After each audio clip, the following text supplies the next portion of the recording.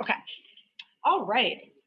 So, welcome to reading strategy lesson number 2, the literature passage. So, our focus for this passage is, as hopefully kind of gathered from what you saw on my first strategy video thread. Because it's always a video thread because the videos are only 10 minutes and I take 10 minutes to talk about like one thing. So as you should have gathered, hopefully, from watching, giving those videos a cursory review, those videos again being these, okay? We're looking at 5 passages on the reading. You got 65 minutes, 52 questions. You guys know, having now taken the first practice exam, hopefully, I actually kind of wanted you guys to leave it on this note with yourself. Wow, I ran out of time. How many of y'all ran out of time? You went on a little secret. Okay, maybe those of you who did not run out of time already know this secret. Okay, so here's the secret. The reading test. This is it's hilarious that this is called the reading test. You know why? Because we don't actually do real reading. All right, so number 1, number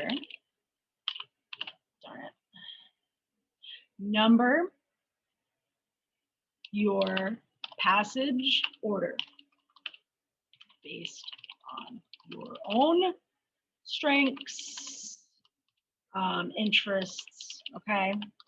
Academic strengths. If you're good at science, you like social studies, do those first. That also helps that also helps to like boost your own like kind of confidence with regard to this section, because at least you're doing something that's a little bit more in your wheelhouse and you're like, all right, I can work with this, if it's science, social studies, literature, okay? So keep that in mind. And then after that, this is the next step. We've already read the blurb. We've already read the blurb because when we're skimming and going through that process, that's when we're reading the blurb. And then if we don't get the info we need to ascertain, okay, this is a science passage, blah, blah, blah, then skim until you're like, okay, so this is a social studies passage, or this is the literature passage, and then number accordingly. And, that means like, if you end up at having 3 minutes left, you get your time warning, and you're on a science passage, and you have a couple questions left, and you're like, well, at least I know that I did the passages that I'm most likely to get questions, right to or unto, than the one that I'm running out of time on. You know what I mean? So then at that point, it's kind of like, all right, pick a letter, just kind of bubble. And that's the strategy in that regard. Running out of time, all right. I'm already on the passage that I don't like anyway, because I'm on like my 4th or 5th passage at that point, hopefully 5th. All right, I'll just bubble. I don't feel too bad because I know that it's not like I didn't get to the literature passage, like what if think of it this way, like me kicking yourself later when you're like, I could have gotten this one right, I could have gotten this one right, like, oh my gosh, I missed this passage and all these questions, like I totally, so don't let that happen to you. And the way to prevent that is just by doing the passages in the order of your own preference, okay? So that's step.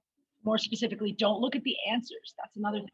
Don't, because then you're going to get lost. And you're going to go, the passage most clearly implies that other people regarded Lady Carlotta as, they're always saying, in the question stems themselves, they say they do too much ambiguous wording. You have to read between the lines, literally, okay? That's actually what you're being asked to do here. Then you're going to be doing the reading section. You're just going to be like, is there something wrong with me? Like, why can't I finish this on time? Some of you might, because they're trying to trick you. You're not actually supposed to read it. You're just reading the test. It's a matter of learning their verbiage.